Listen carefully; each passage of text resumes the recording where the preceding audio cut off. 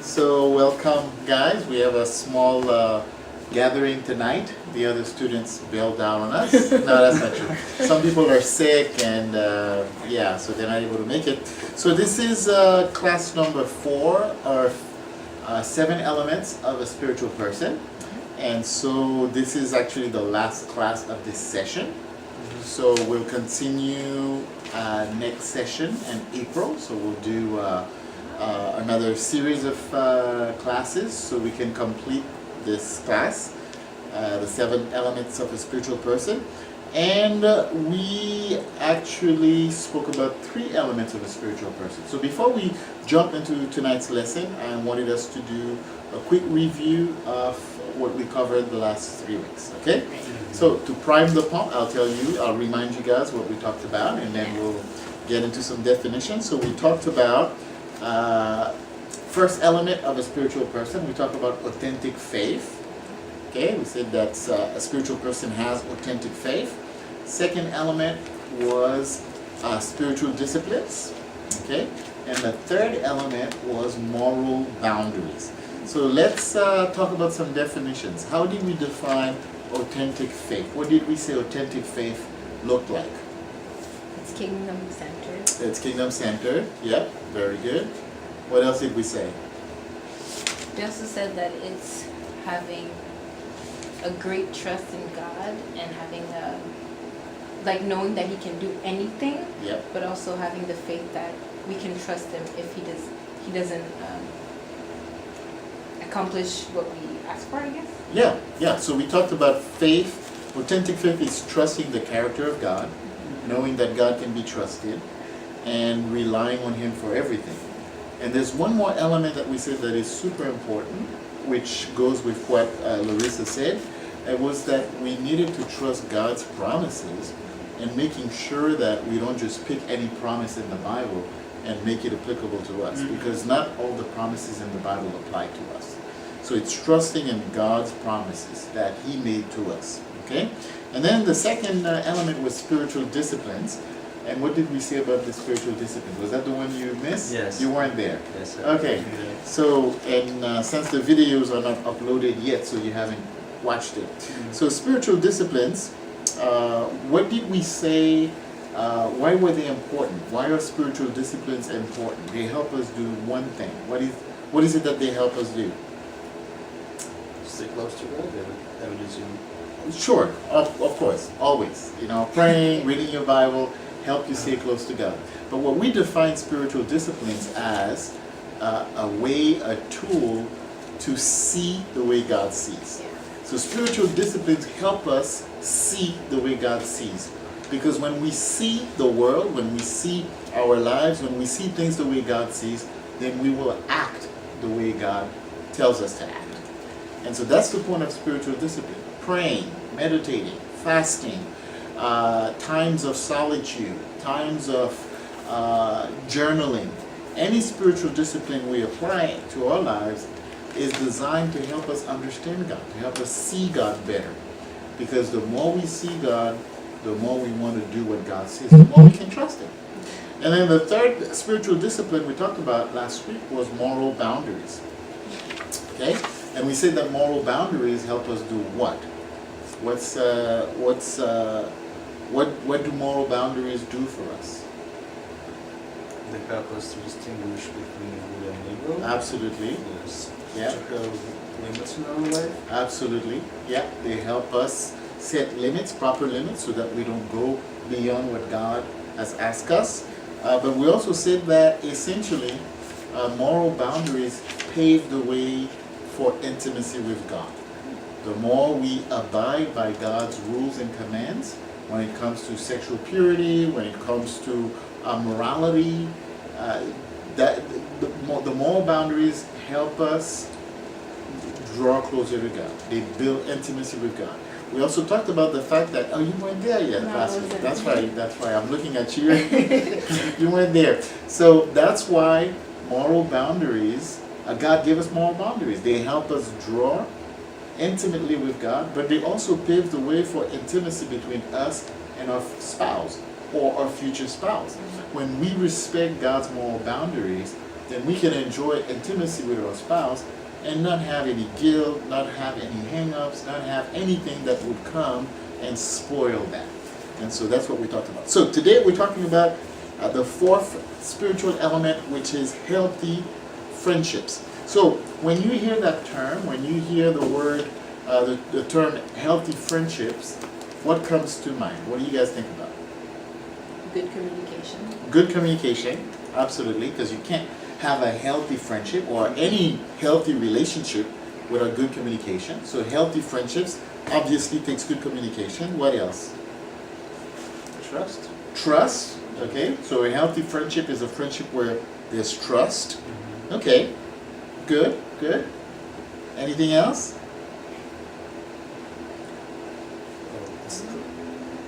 Lots of things, but Right, you could go in a lot of directions. But okay, well, what does it mean that it's a healthy friendship? So we're pointing out the things that are necessary for a healthy friendship, but what does that mean in itself, a healthy friendship? which helps you. Right. Yes. Right, so a healthy friendship is a friendship that helps you. And then in this context, what does it help you to do? Grow. Grow. It's a friendship that is well balanced. It's a friendship that is safe. It's a friendship that does no harm, especially when it comes to your spiritual life. Okay? The next question is, what do we base our choices when it comes to making friends? And you can speak personally or you can speak generally. And general, what do people base their choices on when they're making friends or when they're choosing friends? Character. Character, that's a good one. Okay, people base their choice of a friend on character. Okay. Well, as for me personally, I like to build friendship with people who also invest their time and they put some effort. It's basically, if I see a person ready to build friendship, then I will go for it. Yeah, that makes a lot of sense. Yeah, I could say even reciprocity. If you're going to invest time with a person, you want the person to invest time with you. Yes. But in general, people will build a friendship based on common interest. Hey, you like traveling? I like traveling. You like sport? I like sport. You like, poutine? I like poutine. So let's go to all the restaurants in Montreal and eat poutine. And so people will build friendships based on common interest. Hey, you like this Netflix series? Me too. So we'll spend time talking about it. Okay? And so the biblical principle of a healthy friendship is that your friendships are very important because they will influence your spiritual life. And most people don't realize that. But who you are friends with will determine so much about your life. When you think about it, take any major decisions that people make in life, they rarely make those decisions all by themselves. Somebody who starts smoking rarely starts smoking just by himself. Usually they start smoking because a friend starts smoking. People who start drinking, hey, I was hanging out with some friends and they were drinking and I tried it. People who decide, I want to go to this school or that school, or my friend is going there. And so pretty much all major decisions you make in life are somewhat connected to your friends. You talk about dating. Oftentimes you're dating someone that a friend introduced to you. And in the context of our church, it could be a brother or a sister who said, hey, you should talk to this brother, or you should talk to this sister. And so your friends will determine so much in your life. So it's important that you pick the right friends. It's important that your friendships are healthy.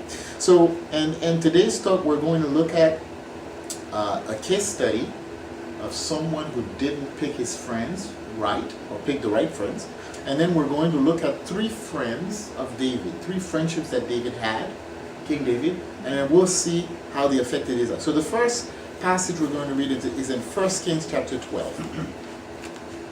Okay, 1 Kings chapter 12, and it's actually a tragic example of how bad we won't say bad, because we don't want to call anyone bad, but unhealthy friendships, how unhealthy friendships can affect your life.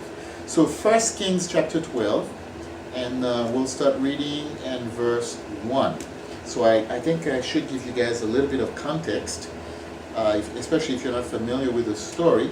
This is right after the death of King Solomon. Okay? So King Solomon, who was whose son? David's son. So the succession is that David died, and then his son Solomon succeeded him as king, and then after Solomon's death, his son Rehoboam became king. Okay? So Rehoboam was David's grandson. So he's king of Israel. And you guys remember how many tribes there were in Israel? 12 tribes. So he's king over the 12 tribes. But here's what happens. At the end of his life, Solomon was unfaithful to God. He married a bunch of women, and they started taking him to worship a bunch of other gods. So God prophesied that, hey, Solomon, the kingdom will be divided because of that. Not in your lifetime, but it will be divided. So Rehoboam becomes king of all of Israel. But already there was rebellion brewing. People were not happy. Okay? The kingdom was still together, still 12 tribes, but people weren't happy. So right as he got on the throne, okay, right as he got on the throne, the people present themselves before King Rehoboam. It's a new king, and so the people are saying, hey, let's see if things are going to be different. So they go before King Rehoboam, and listen to what it says. Verse 1. Rehoboam went to Shechem, for all Israel had gone there to make him king. When Jeroboam, son of Nebat, heard this, he was still in Egypt, where he had fled from King Solomon. He returned from Egypt. So I should tell you who this guy is. This guy was the supervisor of all the labor works for Solomon. So he was sort of an engineer. Bright, valiant, courageous guy. And so Solomon was threatened because of him. Solomon thought that this guy is going to take power from me. So Solomon tried to kill him. And so he fled and he went to Egypt. Now that Solomon died and Solomon's son is on the throne, so he comes back from Egypt to Israel, and he goes presents himself with the people before King Rehoboam to see what's going to happen. So they sent for Jeroboam, and he and the whole assembly of Israel went to Rehoboam and said to him, your father put a heavy yoke on us, but now lighten the harsh labor and the heavy yoke he put on us, and we will serve you. Rehoboam, Solomon's son, answered, go away for 3 days, and then come back to me, meaning I will give you an answer then. So the people went away. Then King Rehoboam consulted the elders who had served his father Solomon during his lifetime. How would you advise me to answer these people, he asked. They, the elders, replied, if today you will be a servant to these people and serve them and give them a favorable answer, they will always be your servant. But Rehoboam rejected the advice the elders gave him and consulted the young men who had grown up with him and were serving him. He asked them, what is your advice? How should we answer these people who say to me, lighten the yoke your father put on us? The young men who had grown up with him replied, these people have said to you, your father put a heavy yoke on us, but make our yoke lighter. Now tell them, my little finger is thicker than my father's waist. My father laid on you a heavy yoke, I will make it even heavier. My father scourged you with whips, I will scourge you with scorpions. 3 days later, Jeroboam and all the people returned to Rehoboam, as the king had said, come back to me in 3 days. The king answered the people harshly, rejecting the advice given him by the elders. So let's stop here. You guys understand what's going on in this story, right? So who does Rehoboam, this young, new, inexperienced king, who does he choose to listen to? The elders or his young punk friends? His punk friends. His punk friends. Okay? And so, what do you think about the advice of the elders? Was that... It's somewhat wise. It's wise. Yeah, it's wise. Well, you never know. Well, we didn't give it a try. that's right. That's true. But we think it's wise because they're saying, listen, you're a king, you have all this authority, the people are suffering, Love the people, serve the people, listen to the people. They'll be loyal to you forever. And these elders had experience because they served with King Solomon. Mhm. And Solomon was king for how long, do you remember? 40 years.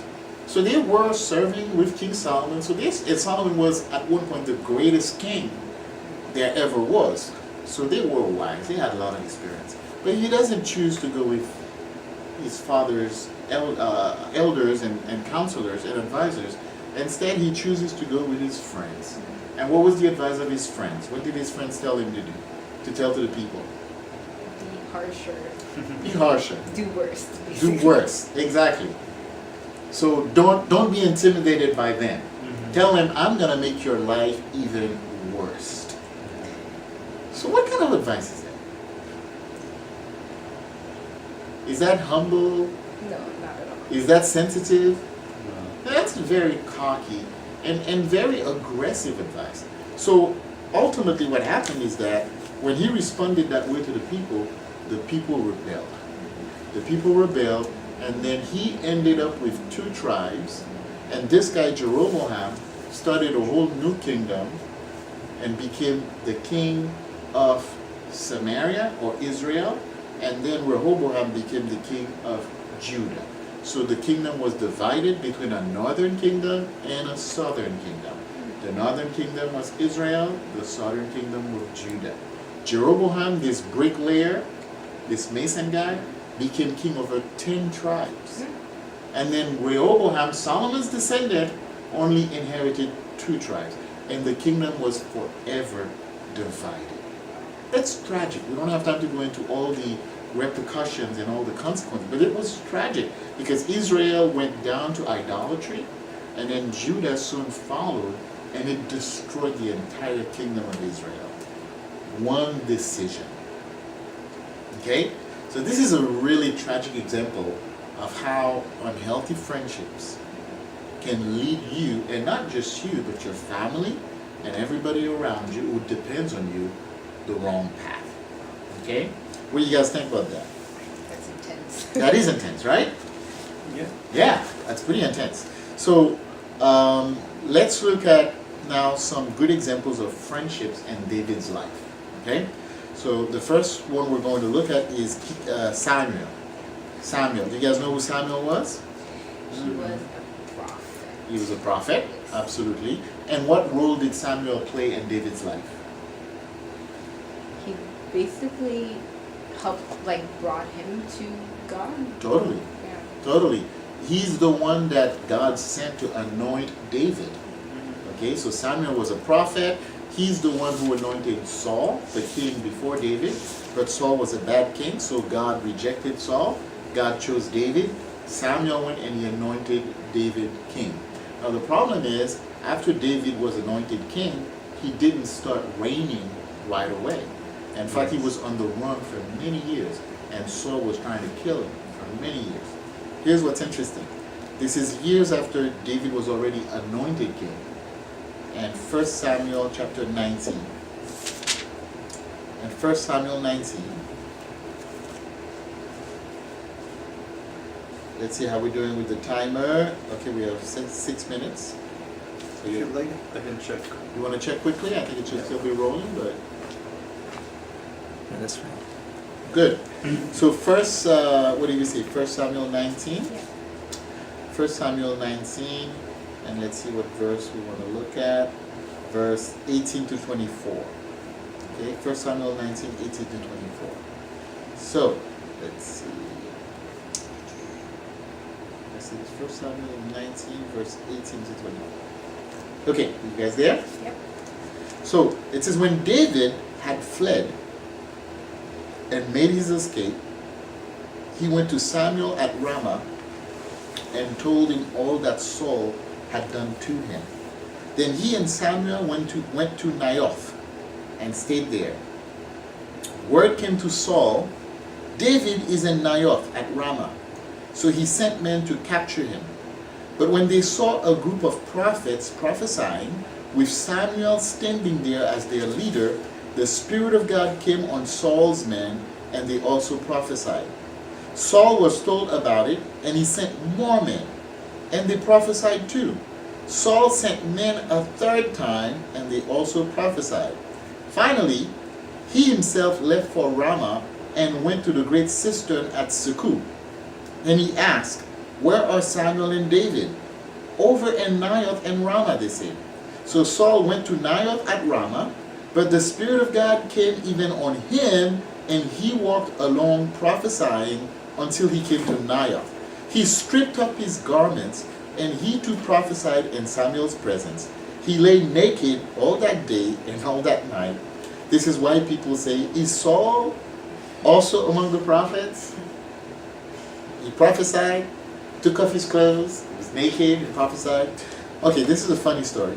So, what's the point here? Saul is trying to kill David. David runs for his life. And who does David go to? He goes to Samuel. And when he gets to Samuel, what does Samuel do?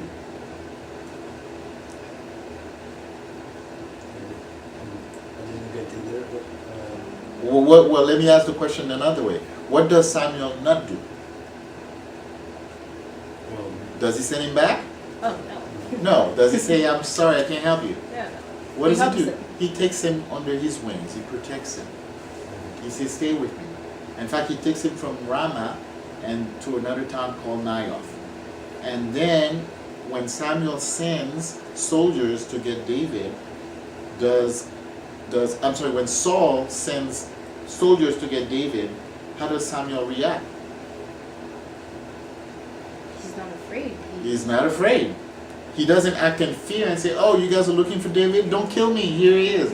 No, he comes with his company of prophets between the soldiers and David. He protects David. And God is with Samuel. When the soldiers come in front of the prophets, what happens to the solgers? The Spirit of God goes. The Spirit of God goes on them. How frustrating is that for Saul?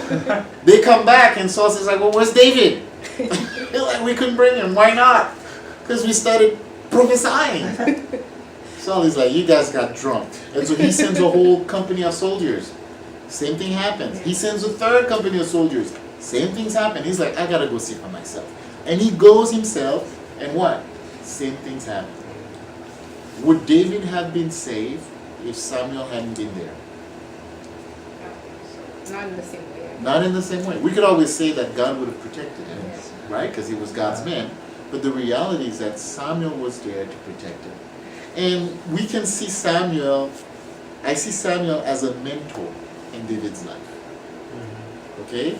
Someone who was there to protect him, someone who was there to mentor him, someone who was there to guide him, someone who was there to show him the way. And David was really blessed to have someone like Samuel. And I think all of us as disciples, we need people like Samuel in our lives. I want you to think, who is Samuel in your life today? It doesn't have to be a man, it could be a woman. But who's playing that role? Hopefully it's a man for you. But who's playing that role in your life? Who's playing that role in your life right now? When you're in trouble, you can go to that person. When you're struggling spiritually, you can go to that person. When you're desperate, you don't know where to turn. You're struggling in your faith. You're thinking about doing something really stupid, something really out there. Who do you go to? Who do you respect? Whose words is so important to you that you know if you go to that person, then you're safe. That person will help you take shelter in God. I hope you have at least one name that comes to mind. If you don't, you're in trouble. Not with me. I'm saying you're in trouble in your spiritual life. You need to have people like Samuel in your life. That is super important. Okay? Any questions on that? I got a little excited about that. Clear? Yeah. You guys are okay with that? You agree? Yes. Yes. Okay, so let's look at another relationship, another healthy friendship, and David's life. Okay, another healthy friendship in David's life. You guys want to take a guess? He had many friends in his life. Jonathan. Jonathan, yes! Good go, Larissa. Jonathan. So let's look at Jonathan and David's life, and we're going to look at 1 Samuel 18. 1 Samuel 18, and we'll look at verses 1 and 4. This is where we first meet Jonathan and David's life. So, this is right after David killed Goliath. And the people are like, "Yeah, David's awesome!" And Saul who's king, who's so insecure, he's like, yeah, but Saul is insecure and he's completely worried about his own self-esteem and influence and authority. He's threatened by David. Jonathan is his son. So after Saul's death, who naturally would become king? Jonathan. But Jonathan is not threatened by David. Jonathan is not worried about David. In fact, let's look at what Jonathan does. 1 Samuel 18 verse 1. After David had finished talking with Saul, Jonathan became one in spirit with David, and he loved him as himself.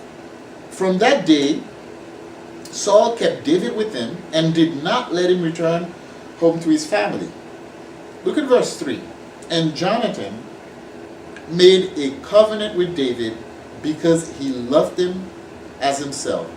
Jonathan took off the robe he was wearing and gave it to David, along with his tunic and even his sword, his bow, and his belt. Wow. What do you think about that? What just happened? He doesn't know this guy. The guy comes in after removing the shame from Israel and killing Goliath, and he just binds himself to David, heart, mind, and soul. What do you make of that? It's very interesting. Like, I would feel envy like in such a situation, like someone else, not me, like took all the fame. And, Right. Yeah. Interesting.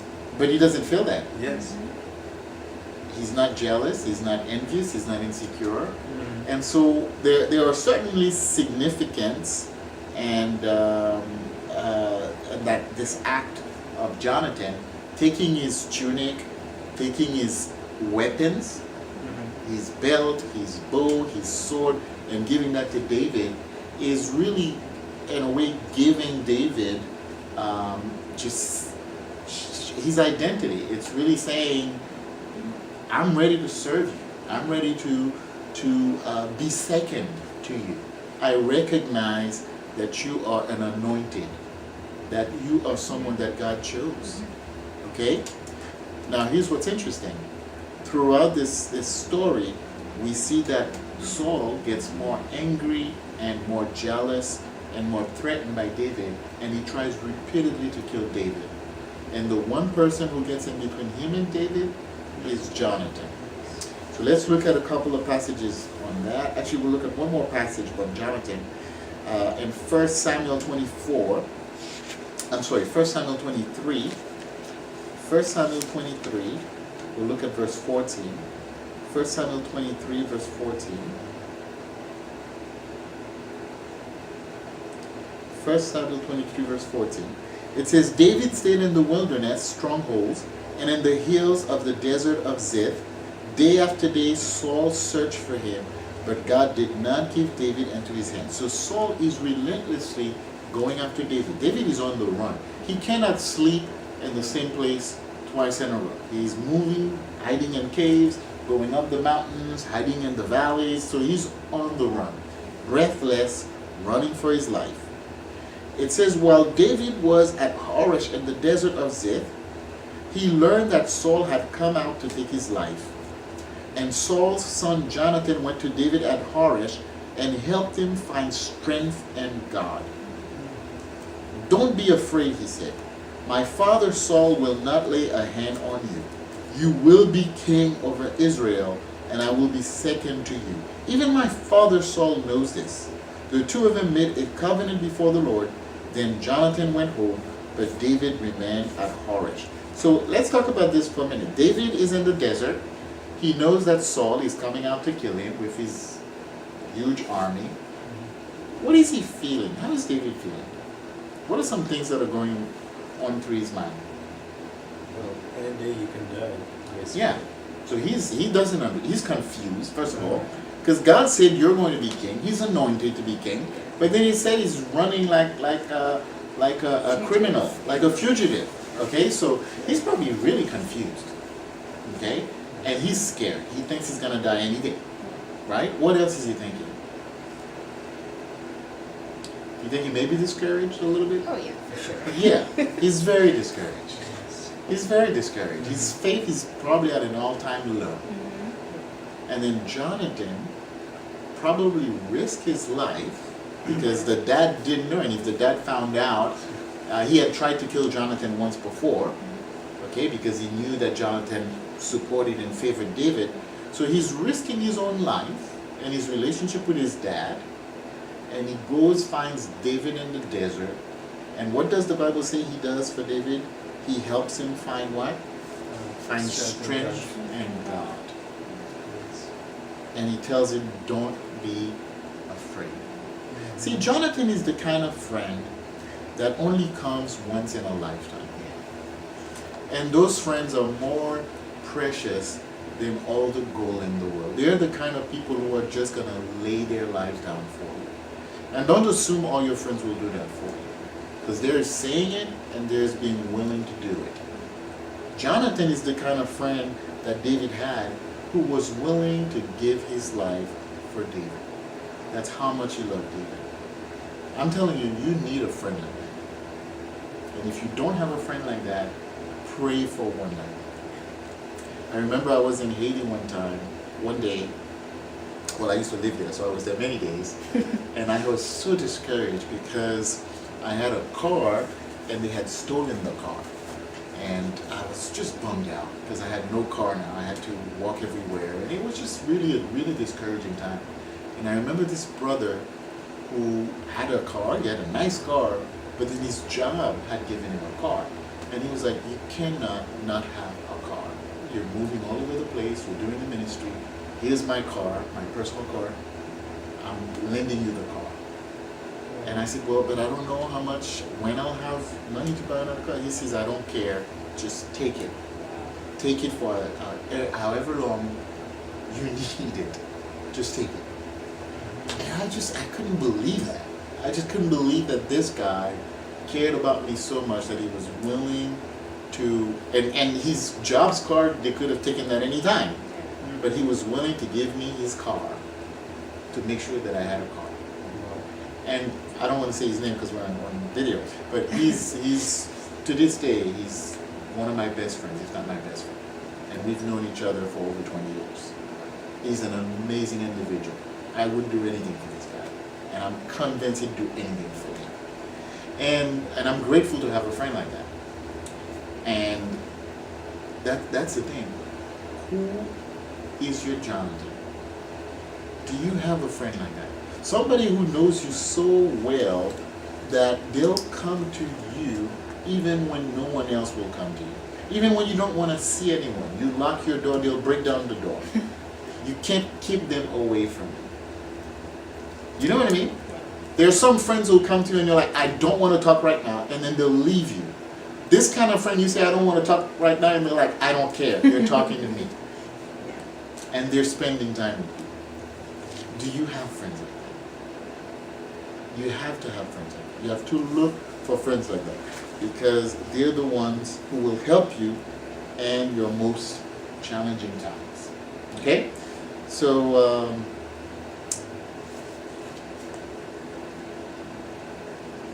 we'll look at a third friendship.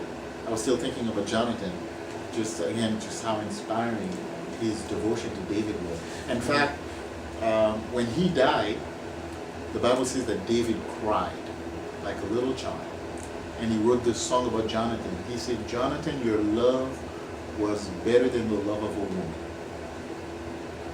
He said the kind of love that Jonathan had for him, the kind of relationship they had, was something so amazing that it's beyond a relationship that he had with his wife. And to me, that just blows me away. That God created us for us to have this kind of a friendship where we can bind our soul with another person and say, hey, I will lay my life down for you. So I hope not only you have a friend like that, but I hope you are a friend like that to somebody also. Okay, so the third friendship is Nathan. So do you guys know who Nathan was? We're going to look at 2 Samuel chapter 12. Who was Nathan? Was also a prophet. Yes, a prophet. Nathan was also a prophet. In fact, we see Nathan in 2 Samuel 7, David wants to build a temple for God. And then Nathan encourages David. He says, yeah, go for it. You want to build a temple for God? That's awesome. God is with you. And then the same day, God visits Nathan and said, that's not what I told you to say. I never told you to say that. So go back and tell David that because you shed so much blood, you're not the one to build a temple for me. Your son Solomon will build a temple. So Nathan goes back and says, oops, sorry David, wrong message. You're not going to build a temple. Solomon is going to build a temple. Nathan confronts David again in 2 Samuel chapter 12 after David's most grievous sin when he killed Uriah and took his wife Bathsheba. We all know about that, right?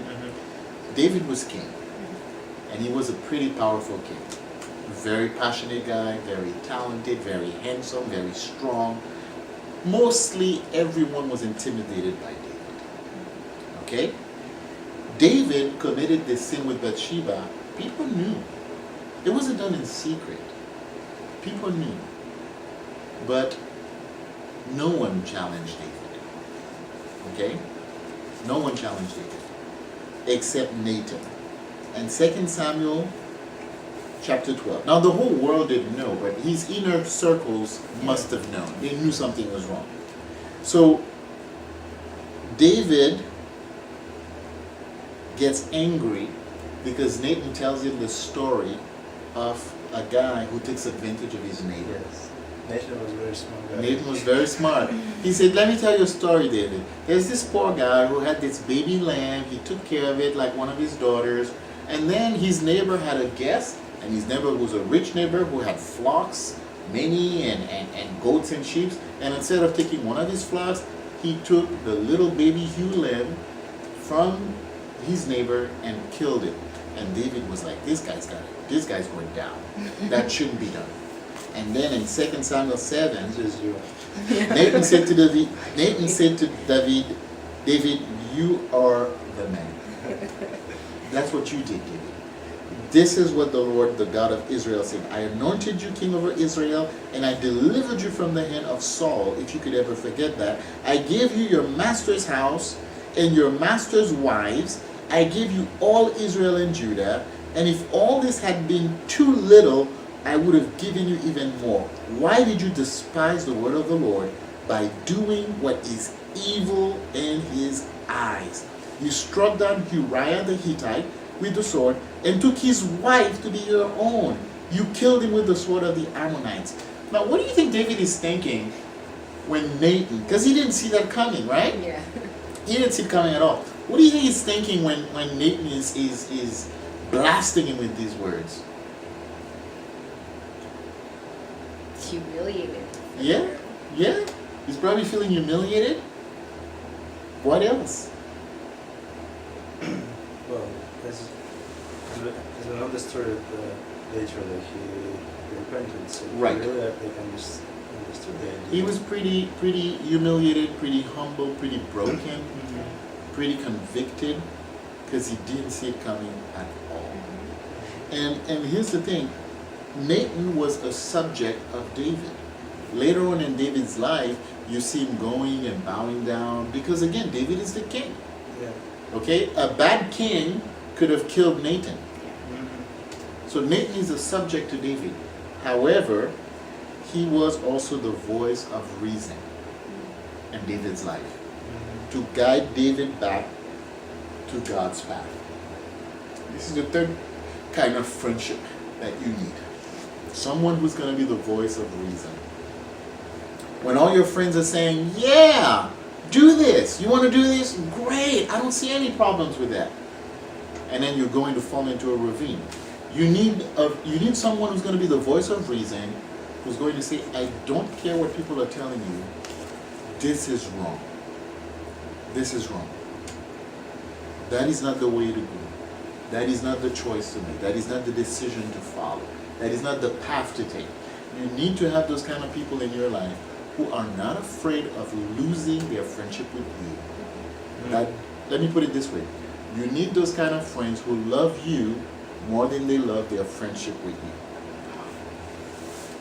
They love you so much that they're willing to lose the friendship.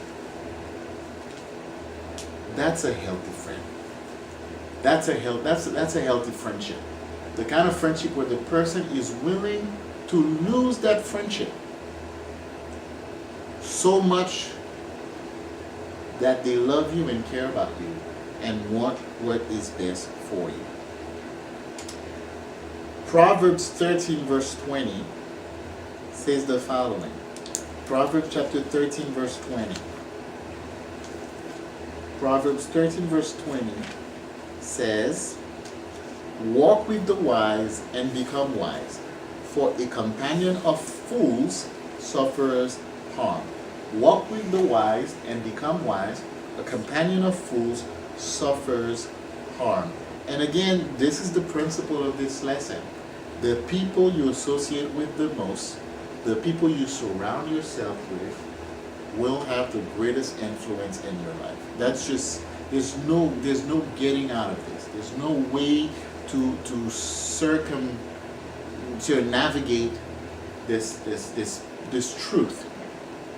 Who you allow to be your friends will have the greatest influence in your life. And if they are not spiritual people, and they're not the healthy kind of friends, then they will direct you in places that will not help you spiritually. Okay? And so that's really the reason why we need to choose healthy friends. That is why we need to choose healthy friends. Okay? I've had friends who to tell me things that made me cry. That really convicted me. But I'm grateful because they saved my life. And I'm not being tragic. They saved me from making the decisions that would have been really bad for me. You know, when I liked a particular sister and I brought them to those friends and they were like, I don't know if that's the one for you. Wow, that's a great responsibility to say things like that. I know. They weren't afraid to say, bro, I don't know if that's the one for you. I know you. I know your heart. I know your dreams. I know what you want to do for God. I'm not sure that's the person for you. That was hard to swallow. But you gotta know who your friends are. You have to have the kind of friends that you can trust enough to allow them to have this kind of influence and power over your life. Okay? So that's pretty much it for this lesson. I have a couple of questions that we can discuss, but we don't have to record the questions. So you can turn off the video. This healthy friendships. Mm-hmm.